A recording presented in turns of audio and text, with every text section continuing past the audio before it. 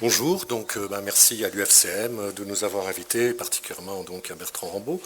Donc, je vais vous faire un petit résumé de l'état des lieux des connaissances médicales sur le cannabis thérapeutique depuis quelques milliers d'années avant Jésus-Christ.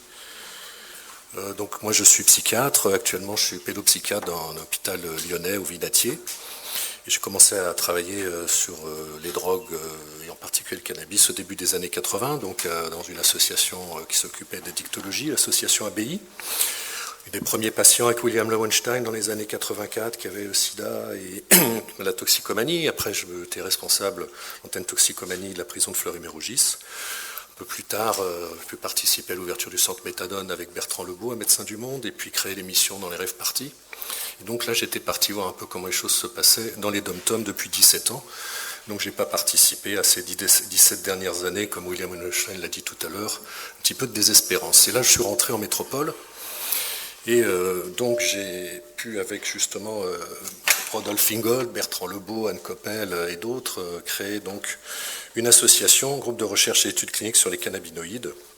Et donc nous devrions pouvoir proposer des essais cliniques avec le cannabis dans les semaines ou les mois qui viennent, et tout dépendra un peu des autorisations que nous aurons. Alors les usages thérapeutiques du cannabis, on repère donc en Chine aux alentours de 2700 avant Jésus-Christ un traité de pharmacologie de la médecine traditionnelle chinoise qui indique qu'il était utilisé pour traiter des douleurs d'origine rhumatismale, la goutte, les absences mentales, les maladies de la femme, le paludisme et le beriberi. Un autre ouvrage chinois, écrit par Li Xinshen, indique que le chanvre est recommandé pour traiter les douleurs, les règles douloureuses, l'hémorragie après l'accouchement, le diabète, les rhumatismes, les diarrhées, les vomissements, la présence de vers intestinaux et la fièvre. On s'aperçoit même donc que, mélangé à du vin, le cannabis pouvait servir d'anesthésiant pour des opérations chirurgicales. Et donc on va retrouver dans tout un tas de traités de médecine traditionnels, aussi bien en Asie qu'au Moyen-Orient, en Afrique du Sud ou en Amérique du Sud, ce même type d'indication. Au Moyen-Orient, donc, on retrouve des tablettes en argile dans la bibliothèque du roi Assurbanipal qui évoquent donc l'azalou, les graines de chanvre pour traiter les femmes d'un mal inconnu. Enfin, on n'a pas bien compris dans la traduction de quoi il s'agissait, et pour soulager les contractions lors d'accouchements difficiles. Avicenne, lui, mentionne aussi le cannabis dans des indications neurologiques, épilepsie, migraine, ainsi que les règles douloureuses, les accouchements difficiles. Donc dans la Grèce et la Rome antique, on va retrouver des indications chez les auteurs classiques, Hérodote, Homère, Démocrite, dans les premiers écrits des pharmacologues, Dioscorides, qui influencèrent la médecine occidentale pendant 16 siècles. Hérodote, donc, dans ses textes sur les Scythes, qui ne peuplade de guerriers de la mer Noire, évoque l'inhalation et l'ivresse produite par la combustion de graines de cannabis pour clore les rites funéraires. Dans ses narrations sur les habitants des rives de la rivière Araxès, il évoque également des ivresses collectives produites par la combustion des graines de cannabis. Et donc pour Hérodote, effectivement, c'est ce qu'on appellerait aujourd'hui le cannabis récréatif, qui passe un petit peu avant la dimension thérapeutique. Mais il s'agit peut-être aussi, dans le cannabis thérapeutique, de la question du bien-être et la séparation qu'on évoque bien souvent, effectivement, pour des raisons qu'on peut très bien comprendre, politiques essentiellement, entre le cannabis thérapeutique et le cannabis récréatif sont plus que ténus. Diodore de Sicile, donc, il évoque l'utilisation en Égypte du népenthes, dont on suppose aujourd'hui qu'il contenait, outre de l'opium, du cannabis. Et donc les femmes de Thèbes s'en servaient depuis des temps immémoriaux pour dissiper la colère et la tristesse. Dioscorides, encore lui, le cannabis cultivé est une plante utile pour la confection de cordages solides, on le savait, mais le jus des graines fraîches instillées dans les oreilles est utile dans le traitement des otalgies. Et Pline, lui aussi, explique que le jus de graines fait sortir de l'oreille les vers et les insectes qui y sont entrés, mais au prix de maux de tête. Donc là, on voit effectivement que quand on ne sait pas exactement de quel type de cannabis il s'agit par rapport aux différents cannabinoïdes, on va avoir des effets très paradoxaux. Migraine d'un côté, traitement de la migraine de l'autre, etc. Donc le cannabis était aussi utilisé pour les arthrites, les arthroses, etc., les attaques de gouttes, le traitement des brûlures en application comme ça cutanée et externe. Et puis, au Turkestan, donc, pareil, on met le mélange de la myrrhe et du vin, on a toutes sortes de visions et on ne cesse pas de rire quand on prend du cannabis. Oribase, au IVe siècle, signale le cannabis comme aide à perdre du poids pour son activité antiflatulente et le classe dans les médicaments caloriques qui donnent une impression de chaleur. Pour Marcellus Empiricus, dans le De Medicamentis, l'utilisation des racines de chanvre peut permettre d'arrêter les hémorragies. Alors en Inde, dans le grand traité de médecine Susruta Samhita, probablement rédigé au cours des derniers siècles avant notre ère, qui prit sa forme actuelle au 7e siècle, le cannabis est indiqué comme remède contre le flemme, la gastroentérite, diarrhée, fièvre, etc. Dans d'autres ouvrages de médecine traditionnelle hindoue, la ganja et le bhang, donc la boisson à base de feuilles de cannabis, de sucre et d'épices, sont décrits comme étant des moyens efficaces pour stimuler l'appétit, soigner la lèpre, améliorer la qualité du sommeil, retrouver la bonne humeur, renforcer l'énergie vitale et comme aphrodisiaque. Le cannabis fait partie des plantes médicinales les plus utilisées en médecine ayurvédique, particulièrement en cas d'épilepsie, de céphalée, d'hystérie, de névralgie, de contractions tétaniques, de douleurs et d'états fiévreux pour les règles, les contractions lors de l'accouchement, la maladie respiratoire, rhume des foins, bronchite, asthme et tout. Comme le disait William tout à l'heure, effectivement, c'est quand même des connaissances qui s'accumulent depuis quelques milliers d'années dans la médecine sérieuse, dans la pharmacopée sérieuse. Et donc, c'est un petit peu, effectivement, désespérant d'avoir toujours à redémontrer les mêmes choses. Alors, en Europe, en 1753, notre cher Linné identifie le premier dans son Species Plantarum, le cannabis sativa. Aujourd'hui, donc, on n'est plus sur ces différenciations sativa, indica, mais on admet la notion d'écotypes multiples, variables en fonction des climats et des sols. Et on va plutôt différencier le chanvre à fibre qui contient du CBD et généralement très peu de THC, du chanvre à résine qui contient, outre le THC, de multiples autres cannabinoïdes. On en a maintenant décrit plus d'une centaine et plus de 200 terpènes qui sont donc des substances tout à fait intéressantes qui modulent, on pourrait dire en première analyse, les effets des cannabinoïdes dans le système nerveux central. Le père de l'homéopathie, Samuel Hahnemann, écrit en 1797 que si jusqu'à présent ce ne sont que les graines qui sont utilisées, on l'a vu donc dans la plupart des travaux très anciens, il semble que d'autres parties de la plante soient encore plus efficaces et méritent également de gagner en considération. Et bien évidemment, il s'agit de la résine. À la période contemporaine, donc, c'est avec William O'Shaughnessy, un médecin irlandais qui observait les usages médicaux en Inde au XIXe siècle, que l'usage thérapeutique du cannabis retrouva, en tout cas en Europe, ses lettres de noblesse. En 1842, il publia ses observations et décrivit les indications suivantes: analgésie, anticonvulsivant, antispasmodique, antiémétique et hypnotique.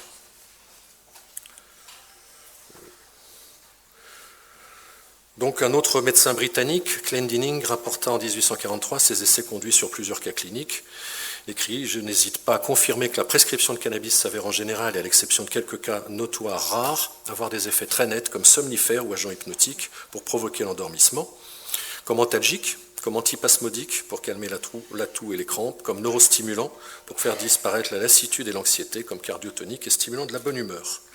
Tous ces effets ont été observés aussi bien en cas de troubles aigus ou chroniques, chez les jeunes comme chez les personnes âgées, chez l'homme comme chez la femme. Après, on a donc toute une série d'autres médecins anglais qui rapportent également les propriétés antalgiques du cannabis dans le traitement des rhumatismes, des sciatiques, des migraines, des douleurs d'origine diverses, des crampes musculaires, des crises d'asthme, d'insomnie, de contractions utérines lors de l'accouchement, mais aussi pour calmer les hémorragies utérines, l'écoulement menstruel, les ménorrhagies, ainsi que pour traiter la dépendance aux opiacés et à l'hydrate de chloral, donc, qui était un produit qu'on ne connaît plus aujourd'hui, mais qui a eu ses heures de gloire à la fin du XIXe. Selon Birch, le chanvre indien calmerait immédiatement l'envie de chloral ou d'opium et stimulerait l'appétit. Voilà donc une première prescription dans le cadre des addictions. Ensuite, c'est le médecin personnel de la reine Victoria, Reynolds, en 1890, qui écrivit sur la base de 30 années d'expérience: le chanvre indien, à condition de l'administrer pur et avec précaution, est l'un des médicaments les plus précieux dont nous disposons. Il précisa que le cannabis pouvait être utilisé avec succès contre l'insomnie du troisième âge, et cela pendant des mois, voire des années, sans avoir besoin d'augmenter la dose. Et donc on a là une première indication sur le faible effet de tolérance du cannabis. Donc il souligna l'utilisation pour la névralgie du trijumeau, les douleurs névralgiques, aussi bien qu'en cas de douleurs sciatiques provoquées, mais par contre que des douleurs sciatiques provoquées par le mouvement n'étaient pas sensibles, ce n'est pas le même type de produit antalgique dont qu'il s'agit d'utiliser dans ces cas-là. De nombreux patients souffrant de migraines parvenaient à maîtriser les phénomènes de crise en utilisant du cannabis dès l'apparition des premiers signes ou dès le début de la maladie. De plus, il nota lui aussi que le cannabis serait également très bénéfique en cas de crampes nocturnes chez les personnes âgées ou les malades de la goutte, tout comme pour les règles douloureuses. Il ajoutait que le cannabis est de loin le médicament le plus efficace pour traiter presque toutes les maladies accompagnées de douleurs. En revanche, pour soigner la folie, il est plus qu'inutile. Et donc, on va voir aujourd'hui que, effectivement, les indications psychiatriques sont plutôt liées au CBD. Et donc, c'est le fameux effet du THC qui brouillait un petit peu la vision clinique de nos ancêtres. Donc l'un des pères de la psychiatrie française, mon premier travail que j'ai écrit à Société l'évolution psychiatrique dans les années 80 sur le cannabis portait justement sur les travaux de Joseph Moreau de Tours, qui donc dans son épais ouvrage du hashish dans les maladies mentales en 1848, lui aussi a expérimenté le dawamesque, c'est-à-dire la confiture de cannabis, pendant une trentaine d'années. Et donc il constate, oui, que dans les psychoses, le dawamesque le bénéfice thérapeutique n'est pas évident. Par contre, on a tout un tas de cas cliniques décrits dans l'ouvrage de Moreau de Tours, un petit peu comme la communication de Rodolphe tout à l'heure, qui montre que dans les troubles dysthymiques, dans les accès maniaques et dépressifs, on a là par contre un effet tout à fait positif. Et donc cette clinique des troubles dysthymiques, des troubles maniaco-dépressifs avec le cannabis, est actuellement donc fait l'objet de recherches tout à fait sérieuses et pertinentes dans un certain nombre d'universités. Donc vers la fin du 19e, c'est l'entreprise pharmaceutique allemande Merck de Darmstadt qui fait le premier producteur de préparation cannabique en Europe, dont le cannabinum Tanicum, commercialisé en 1882, le cannabinone 84, le cannabine en 89. On administrait ces médicaments comme somnifères, analgésiques, aphrodisiaques, antinévralgiques, antirhumatismes, antidépresseurs, mais également comme traitement contre l'hystérie. Bon, aujourd'hui, l'hystérie n'existant plus, on n'a plus ce problème-là. Le délirium très mince et les psychoses. Les psychoses non plus n'existent plus, mais enfin, pour la schizophrénie, c'est toujours intéressant. Parmi tous ces médicaments à base de cannabis disponibles sur le marché à la fin du 19e, la majorité était administrée par voie orale. Environ un tiers constituaient des préparations à usage externe et quelques-uns devaient être fumés. Donc c'est vraiment en 63-64 que les chercheurs israéliens, l'équipe de Raphaël Meshulam, identifient la structure chimique du delta-9 tétrahydrocannabinol, le THC. Et la deuxième grande découverte, donc Rodolphe a fait allusion tout à l'heure, la plus importante au début des années 90, c'est la découverte dans l'organisme du système cannabinoïde endogène,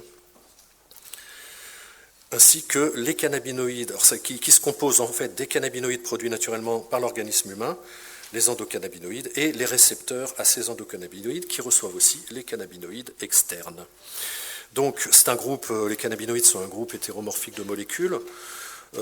C'est toutes les molécules pour qui on peut démontrer une activité de fixation sur les récepteurs aux cannabinoïdes, les CB1 et CB2, il y en a trois variétés, les endogènes, les synthétiques et les phytocannabinoïdes qui sont des composés terpénophénoliques issus de différentes espèces de cannabis. Alors, le THC, le CBD, le CBN, le CBC, le CBG, puis une centaine d'autres molécules composent la famille des phytocannabinoïdes qu'on retrouve en quantité variable selon les conditions environnementales dans la plante de cannabis.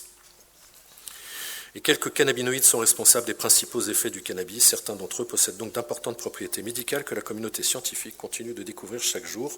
Je donne une référence d'Ethan Rousseau et collègues qui nous expliquent bien ça. Principaux phytocannabinoïdes, le tétrahydrocannabinol, le cannabidiol, donc qui a été extrait du cannabis en 40, mais sa structure chimique a été élucidée juste avant celle du THC par Meshulam. Le cannabinol, qui lui aussi, donc l'extraction de la substance date des années 40, le cannabigérol, le cannabichromène, le cannabicyclol, le cannabivarol, etc., etc. Tous les cannabinoïdes sont présents dans la plante sous leur forme acide, comme par exemple le THCA, CBDA, et cette forme acide possède un potentiel psychoactif beaucoup plus faible, mais ces cannabinoïdes subiront une décarboxylation lors de leur consommation, combustion, vaporisation, cuisson, qui les transformera en leur forme active sous l'action de la chaleur. Les terpénoïdes sont des composés aromatiques qui jouent un rôle majeur vis-à-vis de l'environnement de la plante en termes de protection contre les prédations, l'attirance des pollinisateurs et de nombreux autres rôles. Ils sont également produits, dans le cas du cannabis, par les glandes des trichomes qui produisent également les cannabinoïdes et constituent l'huile essentielle de la plante. Pour le cannabis, la diversité biochimique de ces composés est remarquable. On en décrit plus de 200. Donc une des recherches très, très importantes aujourd'hui consiste à chercher la véritable efficacité des terpènes, enfin à quoi ça sert dans l'organisme et quel est le lien entre les récepteurs aux cannabinoïdes, les cannabinoïdes endogènes, exogènes et ces fameux terpènes. Il existe depuis quelques années un débat scientifique quant à la probable participation des terpènes dans l'activité pharmacologique de la plante. Les mécanismes physiologiques de leur activité commencent à être découverts. Ils sont particulièrement importants au niveau du système nerveux central du fait de leur lipophilie. Ils comprennent des effets sur les canaux ioniques membranés, neurotransmetteurs, les récepteurs du goût et de l'odeur. Les terpénoïdes sont particulièrement biodisponibles par inhalation. Donc toujours les travaux d'Ethan Rousseau et collègues, et puis le petit fascicule édité par Principe Actif, auquel il a été fait allusion tout à l'heure, sur la vaporisation des plantes médicinales, réduction des risques chez les utilisateurs de cannabis, qui nous explique, alors là aussi en s'appuyant sur un certain nombre de travaux, donc on a essayé de commencer à rassembler donc les différents terpènes et leurs effets aussi, donc psychotropes ou thérapeutiques. Alors les cannabinoïdes synthétiques, ceux qui nous servent en thérapeutique, le premier donc date de 1949, c'est le Synexil, on n'en entend plus parler aujourd'hui. On a le dronabinol, THC synthétique, utilisé aux États-Unis depuis 1985, le nabilone ou sésamètre depuis 1983, et le Sativex. Et donc je ne vous parle pas bien sûr ici des différents cannabinoïdes synthétiques, Spice, etc., qui font beaucoup de dégâts actuellement, qui sont des molécules finalement assez différentes et avec des effets, en tout cas en psychiatrie, plutôt fréquemment morbides. L'augmentation des troubles psychiatriques notés ces dernières années aux urgences, surtout aux États-Unis, etc., est essentiellement due aux cannabinoïdes synthétiques du marché noir et non pas au cannabis classique. On a des anticannabinoïdes de synthèse qui sont utilisés dans la recherche, le fameux Rimonabant dont vous avez certainement entendu parler, qui a été utilisé en 2007-2008 dans certaines formes d'obésité et qui a été retiré de la pharmacopée pour cause d'effets dépressogènes, qui reste utilisé en recherche. Et donc les cannabinoïdes synthétiques, sous la dénomination de Spice par exemple, sont de cette famille-là. Il y a le fameux essai chimique de Rennes aussi qui a fait un petit peu des dégâts, c'est à peu près le même type de molécule. Et le Taranaban, pareil, en 2008, Merck qui a stoppé les essais cliniques à la suite d'effets secondaires importants, notamment des dépressions et des syndromes anxieux. Donc effectivement, tous les cannabinoïdes ne sont certainement pas intéressants sur le plan thérapeutique.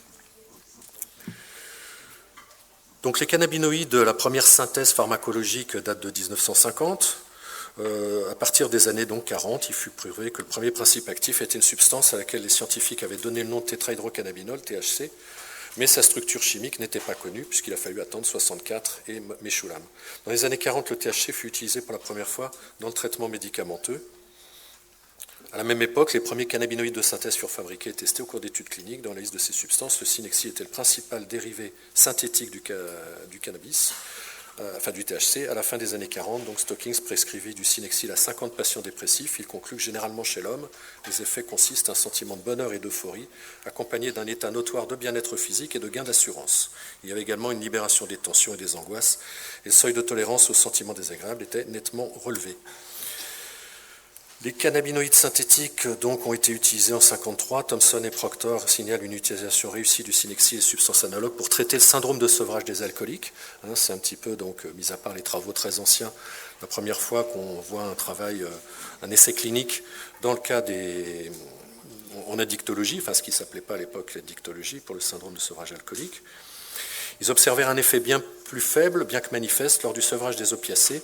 Sur 70 patients alcooliques, donc 59 ont noté des effets bénéfiques avec le Synexil pour combattre les symptômes de sevrage. Seulement 11 patients n'avaient pas signalé d'amélioration de leurs symptômes. Et sur 12 patients dépendants du Domérol, qui est un opiacé, 10 ont réussi le sevrage en une semaine sans avoir de recours à d'autres médicaments. Le mécanisme d'action du cannabis, du THC et des autres cannabinoïdes ont été élucidés à partir de la découverte de l'anandamide dont il a été question. L'anandamide et le THC ont une action pharmacologique et une activité comportementale similaire. Ils sont toujours des agonistes partiels des CB1.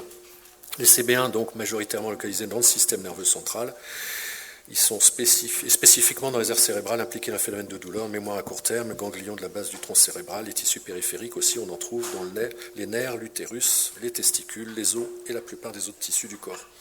Les CB2, par contraste, sont principalement retrouvés dans les tissus périphériques et souvent associés à des cellules immunitaires, et ils peuvent également apparaître au niveau du système nerveux central lors de situations inflammatoires en association donc avec les microcytes.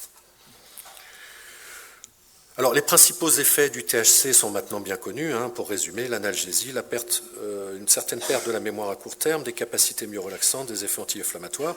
Et donc, justement, ces effets psychotropes qui consistent pour le THC à l'augmentation de l'anxiété ou de l'euphorie, puis pour le CBD, ce sera l'inverse, et des effets que moi je préfère appeler psychédéliques, c'est-à-dire la stimulation d'états modifiés de conscience, ou dans le jargon psychiatrique ordinaire, la production d'une activité délirante ou d'hallucination. Dans le livre de Mishka, le livre du cannabis, on a le professeur Lievenstein qui nous raconte une vieille anecdote qu'il avait vécue en Égypte, où après avoir effectivement mangé du cannabis, s'était rendu compte que oui, c'était un produit hallucinogène, parce que jusque-là, il en doutait un petit peu. Les cannabinoïdes, donc les variétés indica, contiennent traditionnellement davantage de CBD. Oui, on va parler du CBD, c'est le principal cannabinoïde qu'on retrouve dans les variétés pauvres en THC. Le CBD a une affinité supérieure pour les récepteurs CB2 que pour le récepteur CB1. Son affinité pour les récepteurs CB1 est 100 fois plus faible que le THC, mais il agit aussi sur d'autres récepteurs non cannabinoïdes, tels que le 5-HT1A, ce qui est en partie responsable de son effet anxiolytique. Et il possède par contre le même précurseur métabolique que le THC. 5-HT1A, donc c'est les systèmes sérotoninergiques. Le CBD, donc sous forme de vaporisation, sa concentration plasmatique est maximum en 5 à 10 minutes. Son élimination est lente en raison de son accumulation, comme le THC, dans les tissus adipeux. Il ne semble pas posséder donc d'effets euphorisants ni de potentiel de renforcement positif, mais des effets anxiolytiques ou hypnotiques agréables et de relaxation. Donc le CBD est considéré comme un anxiolytique, un antidépresseur, et il présente donc tout un tas d'effets qu'on pourrait appeler aujourd'hui antipsychotiques.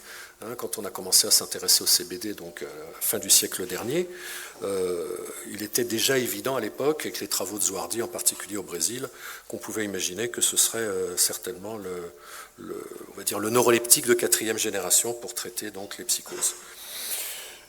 La modulation du métabolite du THC, c'est donc en bloquant la transformation de son métabolite le plus actif, le 11-hydroxy-THC, que semble agir le CBD, donc en minorant les effets psychédéliques, psychotropiques, parfois indésirables du THC. L'intérêt du CBD, c'est dans le traitement de la sclérose en plaques, la fibromyalgie. Il soulage aussi la polyarthrite rhumatoïde, c'est un puissant relaxant musculaire. Dans une certaine mesure, il pourrait avoir une action sur certains processus de dégénérescence cérébrale. Enfin là, les études ne sont pas encore suffisamment documentées ou robustes par rapport à ça. Comme antiépileptique, il est connu donc de longue date que le cannabis réduit les crises et les convulsions, et avec le CBD, donc on va en reparler tout à l'heure, il y a pas mal d'études intéressantes sur le sujet. Un effet antiémétique, un effet antidiabétique, antispasmodique, antioxydant, anti-inflammatoire, modulation immunitaire, etc., anti-ischémique, antibactérien, anti-psoriasis, hypotenseur, antiprokinétique. Il n'est pas question de dire que c'est une panacée, mais que c'est un produit qui peut être intéressant chez certaines personnes dans ces indications-là, avec des résultats globalement majoritairement positifs, mais pas toujours. On a donc pu démontrer récemment que le CBD inhibait la recapture de l'anandamide et son hydrolyse. Et c'est la première substance donc pharmacologique connue capable de moduler le système endocannabinoïde. Donc c'est un des aspects de la thérapeutique, de l'effet thérapeutique du CBD, c'est la modulation du THC, enfin de l'ensemble du système cannabinoïde. Donc il va y avoir des effets directs pharmacologiques liés à l'action de la substance, et puis des effets beaucoup plus complexes. Et ça nous permet aujourd'hui de mieux comprendre l'extension des indications, particulièrement sur les questions qui concernent les addictions ou la protection cérébrale. L'interaction donc avec les cannabinoïdes endogènes du CBD expliquerait certaines propriétés pharmacologiques. Les effets divergents entre le CBD et le THC sont responsables, qui est donc le THC responsable des effets psychotropes euphorisants. Voilà, donc cette affaire de modulation. Le potentiel toxique du CBD est, semble-t-il, réduit, voire quasi nul. On n'arrive pas à isoler des effets véritablement toxiques. Donc ça semble être un produit sans danger. Les effets indésirables, donc, c'est un risque de fatigue, c'est-à-dire un dépassement de l'effet thérapeutique recherché. En gros, c'est peut-être trop dosé, ou il y a une trop grande réceptivité du patient, du sujet, somnolence, ainsi qu'une irritation subjective en inhalation. On a donc un article là, de 2016 tout à fait intéressant, signé d'Ethan Rousseau, Zouardi et notre ami Franjo Grotenhermen sur ces questions-là. Enfin, il y a beaucoup de littérature depuis 2-3 ans là-dessus. Le CBD donc rentre dans la composition de 2 médicaments officiels actuels, le Sativex et l'Epidiolex. Le Sativex, donc, celui qui a eu donc cette fameuse AMM en 2014 pour les troubles spastiques de la CEP, sa commercialisation en France, donc se fait pas pour des histoires de prix. Et l'Epidiolex, qui ne contient, lui, que du CBD, tous les deux étant produits par GW Pharma. Et donc un grand essai multicentrique intéressant pas mal de pays d'Europe et les États-Unis a montré que le CBD réduisait la fréquence des crises épileptiques chez les enfants et jeunes adultes dans les syndromes hautement résistants au traitement antiépileptique classique, syndrome de Dravet-Lennox-Gastaut. Et donc en France, l'Epidiolex a bénéficié d'une ATU entre janvier et juin 2017, donc au centre mère-enfant de l'hôpital Necker du professeur Nabou pour certaines formes graves d'épilepsie de l'enfant dans le cadre de cette étude multicentrique coordonnée par Aurine Devinsky. Voilà, enfin, il y a toute une littérature, il y a une dizaine d'articles qui retracent les effets très positifs de cette étude multicentrique. Et puis donc on a le CBD, donc commercialisé à des fins non thérapeutiques. Donc là on a un petit peu, on va dire, pour faire vite, tout et n'importe quoi. On passe. Le CBN, donc c'est le cannabinol, donc c'est un des composants aussi les plus importants du cannabis avec le THC ou le CBD. Cette concentration en CBN est généralement très faible dans la plupart des variétés, pas plus de 1%. Il est issu de l'oxydation du THC, d'où son identification très précoce par les chimistes au XIXe siècle, qui donc pouvaient analyser les produits d'oxydation. C'est-à-dire qu'en fait, quand du cannabis, la plante ou de la résine restait longtemps à l'air libre, elle s'oxydait, et donc les premières analyses qui ont été faites tombaient sur ce cannabinol. Il peut donc, voilà, une mauvaise conservation, l'effet de la lumière et de la chaleur. Il possède très peu de puissance psychoactive, 10% de celle du THC. Cette psychoactivité faible représente un avantage pour de nombreux utilisateurs thérapeutiques. Il peut être à l'origine de l'effet sédatif, voire narcotique de certaines variétés du cannabis. Il peut provoquer sensation de vertige, désorientation, fatigue, lassitude, réduire la fréquence du rythme cardiaque. Son affinité au récepteur CB2 est donc bien plus importante que pour celle du CB1. La présence du CBN aux côtés du THC semble réduire le sentiment d'anxiété, donc un produit qui finalement semble avoir des actions assez proches de celles du CBD.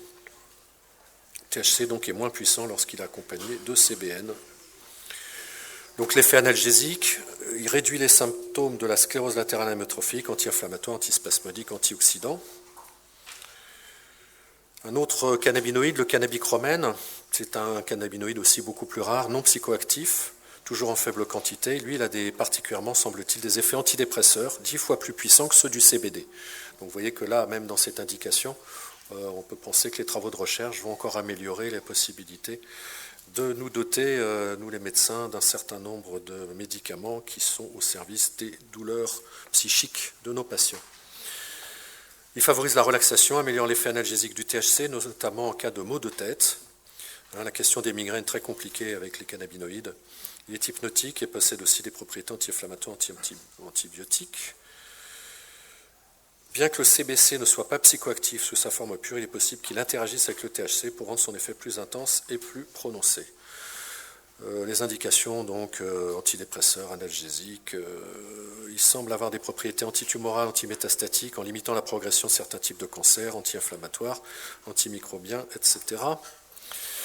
Alors, les sources bibliographiques, donc le premier bouquin que tout le monde connaît, c'est le bouquin de Greenspoon et Bacalard, Marijuana, The Forbidden Medicine. Ensuite, on a eu le livre de Rosenthal, Giringer et Mikouria. Le cannabinoïde comme thérapeutique, donc ça c'est disponible sur Internet, ce sont des travaux scientifiques rassemblés par Raphaël Mechoulam. L'année dernière donc, est sorti l'état des lieux pour la science américaine, donc le document sur le THC, avec un très important chapitre consacré aux effets thérapeutiques, aussi disponible sur Internet, de l'Académie des sciences et de médecine des États-Unis. D'autres bouquins, celui de Michael Bax, voilà, vous avez tout. Et puis plus récemment, il y a de nombreuses éditions du bouquin de Mishka, Cannabis médical du chanvre indien au cannabinoïde de synthèse, celui que je viens de vous citer, et puis les 3 ouvrages de Franjo Grotenerman, cet ouvrage qui a été réédité donc l'année dernière, sa première édition date de 1997, le cannabis contre le cancer, où Franjo rassemble tous les travaux internationaux sur les effets des différents cannabinoïdes dans différents types de cancers, et le petit ouvrage tout récent, je ne sais pas où je l'ai, il est tellement petit qu'il a disparu, il est tombé de ma poche, sur le CBD. Alors, le cannabis, d'une manière générale, les nausées, les vomissements, la stimulation de l'appétit, tout ce qui est douleur, les pathologies inflammatoires, les troubles gastro-intestinaux, l'hypertension intraoculaire, glaucome, l'asthme et en gynécologie obstétrique un certain nombre d'indications. Et tout ce qui est spasticité, crampes, durcissement musculaire dans la sclérose en plaques, paraplégie, sclérose latérale amyotrophique, spasticité après les accidents vasculaires cérébraux, céphalée tensionnelle, hernie discale, lumbago, etc. Les pathologies cancéreuses, donc neurologiques et psychiatriques. Alors ça, c'est le résumé donc du travail de l'Académie des sciences et de médecine américain de 2017. C'est ça qui est intéressant, c'est-à-dire que cette subjectivité, la dimension... les productions imaginaires, individuelles et collectives sur la question du cannabis, on va voir qu'en parlant de la même chose, un certain nombre de ces ouvrages et ce travail tout à fait intéressant de l'état des the state of the arts au niveau scientifique, puis en plus il y a les problèmes de traduction, donc font qu'on ne saisit pas toujours l'intérêt au même moment de telle ou telle préparation en base de cannabis en thérapeutique. Vous voyez, les Américains écrivent « There is conclusive or substantial evidence ». Bon, là, c'est clair et net, c'est sûr, c'est certain. C'est pas la peine d'aller plus loin. Après, il faut multiplier les études, mais globalement, pour l'Académie des sciences et de médecine américaine, pour le traitement des douleurs chroniques, le cannabis est efficace, c'est indéniable. Il devrait avoir donc sa place dans la pharmacopée quotidienne des médecins de tous les pays du monde. Il est antiémétique, donc là il s'agit plus des cannabinoïdes par voie orale dans le traitement, des nausées, des vomissements induits par les chimiothérapies. Donc il serait peut-être effectivement temps que les oncologues puissent s'intéresser et prescrire ce type de produit. Et donc dans pas mal de cas, dans la plupart des cas sur les symptômes de spasticité de la sclérose en plaques, les patients disent, dans l'immense majorité des cas, que leurs symptômes sont atténués. Après, ils parlent d'évidence modérée. Alors ça, c'est pareil, soit on regarde ça de loin, 5 minutes, bon, on va aller vite. Vous voyez, c'est une évidence modérée. Il y a beaucoup de médicaments, même des médicaments remboursés, qui font l'objet, dans la pharmacopée classique, d'évidence modérée. Mais sur le cannabis, on va dire, oh là là, c'est une évidence modérée, donc attention. Alors il s'agit donc là plutôt des troubles, on va dire, neurologiques ou psychologiques, enfin les problèmes de sommeil, et puis voilà, fibromyalgie, douleur chronique, en dehors donc de la CEP ou de la sclérose latérale amyotrophique. Et donc là, les études maintenant faites avec le Sativex sont formelles sur la question, ça fonctionne bien. Une évidence limitée. Une évidence limitée, c'est quand même que ça marche, dans certains cas au moins. Et donc là, s'il s'agit d'étudier le rapport coût-bénéfice, l'importance relative des effets indésirables ou de la toxicité et les effets thérapeutiques, même si ces effets thérapeutiques sont limités au sens où ça ne fonctionne pas tout le temps. À partir du moment où le produit n'est pas toxique, ça on a quand même donc là aussi une littérature robuste sur l'absence de toxicité de ce type de produit. À partir du moment où les effets indésirables ne sont pas trop forts chez les patients qui peuvent en bénéficier, ça marche. Et donc ça devient intéressant à partir du moment où on n'a pas de médicaments aussi efficaces dans ce type d'indication, ou alors que les médicaments efficaces ont plus d'effets indésirables que le cannabis. Vous voyez, je veux dire, le raisonnement médical, il est clair, simple, précis et ancien. On fait ça tous les jours avec tous les autres médicaments. C'est effectivement incompréhensible que des projections imaginaires et des arrière-pensées politiques nous empêchent de pouvoir avoir ce traitement. Donc, pour augmenter l'appétit et diminuer la perte de poids dans le sida, parce que, vous voyez, dans la sclérose en plaques, dans la spasticité, ce sont les mesures des cliniciens qui disent que l'effet est limité, mais qu'il existe, alors que ce qui est plus important quand même, c'est la qualité de vie des patients. Dans le syndrome Gilles de la Tourette, et puis dans pas mal de problématiques d'anxiété, et particulièrement dans les troubles sociaux de l'anxiété. C'est-à-dire que si vous voulez faire une conférence et que vous êtes un petit peu anxieux, il paraît que ce n'est pas inintéressant. Je ne sais pas. Mais en tout cas, il y a beaucoup de gens qui utilisaient le whisky pour ça. Alors, entre le cannabis et le whisky, après, chacun peut se faire sa petite religion. Et puis donc, effectivement, donc un travail qui nous... les indications dans le trouble, dans le PTSD ou les névroses traumatiques dont vous a parlé Rodolphe tout à l'heure, donc avec la nabilone. Et donc, après, effectivement, c'est l'influence en psychiatrie, on en a un petit peu ras-le-bol de l'épidémiologie parce que c'est intellectuellement pas très robuste. Hein, mais en tout cas, là, on a des finances limitées quand on fait des statistiques, etc. À partir du moment où le produit n'est pas toxique, hein, même si on n'arrive pas à le prouver statistiquement, il serait peut-être intéressant. Et donc, il y a des travaux en réanimation neurochirurgicale tout à fait intéressants sur l'amélioration de la sortie du coma et certainement de la diminution du nombre de séquelles à la sortie de coma en neurochirurgie après des traumas crâniens ou des hémorragies intracrâniennes. Alors dans la démence, hein, donc notre fameuse maladie d'Alzheimer, pour l'instant on n'arrive pas à prouver statistiquement l'efficacité, pareil dans le glaucome. Et puis donc sur les syndromes dépressifs. Mais là aussi, est-ce que le plus important c'est de savoir si le patient se sent mieux, à partir du moment où les choses ne sont pas toxiques, ou de savoir si on peut mesurer le fait qu'il se sent mieux. Ça c'est la satisfaction des médecins, c'est peut-être qu'on est obligé d'expliquer aux politiques pour qu'ils nous laissent utiliser ce produit millénaire. Enfin bon, ça c'est des questions sur lesquelles je ne vais pas m'avancer, on va essayer de rester très médecin. Donc l'antiémétique c'est une vieille histoire, nombreux essais cliniques, nombreuses méta-analyses. Alors là, effectivement, si les patients nous disent qu'avec du cannabis, ils ont trop d'effets indésirables de type THC, à ce moment-là, il faut pouvoir avoir des préparations pharmacologiques avec différents dosages, différentes associations de cannabinoïdes, et puis avoir un panel de produits qui permettent que chacun puisse avoir une amélioration de ses symptômes. Les associations donc variables, THC-CBD, hein, donc ce qui Charlie Kaplan a montré en Californie, c'est-à-dire des sprays où on a des taux variables THC-CBD qui permettent que chacun puisse trouver un médicament qui lui convient. Donc les effets indésirables, on les cherche toujours, on ne les trouve pas. Voilà, donc dans les chimiothérapies anticancéreuses, VIH, SIDA, l'hépatite C, les vomissements de la grossesse, les migraines, l'intolérance à la morphine et à d'autres opiacés. Donc ça, c'est Franio Grotenermen qui nous liste ces choses-là dans son bouquin. Dans les pathologies cancéreuses, donc là je vais passer vite, hein, tout ça est décrit justement dans le livre de Franio sur le cancer, hein, puisqu'il ne me reste plus de temps, j'avance. Le sida. Donc les études de cas démontrent que de nombreuses personnes avec le sida utilisent du cannabis pour contrôler les nausées, l'anorexie, la douleur, et sinon les effets positifs. Il n'y a pas de diminution de l'immunité démontrée, et il y a un intérêt, semble-t-il, dans certaines études, pour au contraire une amélioration sur le plan immunitaire et un gain de poids. L'utilisation donc des vaporiseurs, hein, la vape comme dit William, limite les effets indésirables.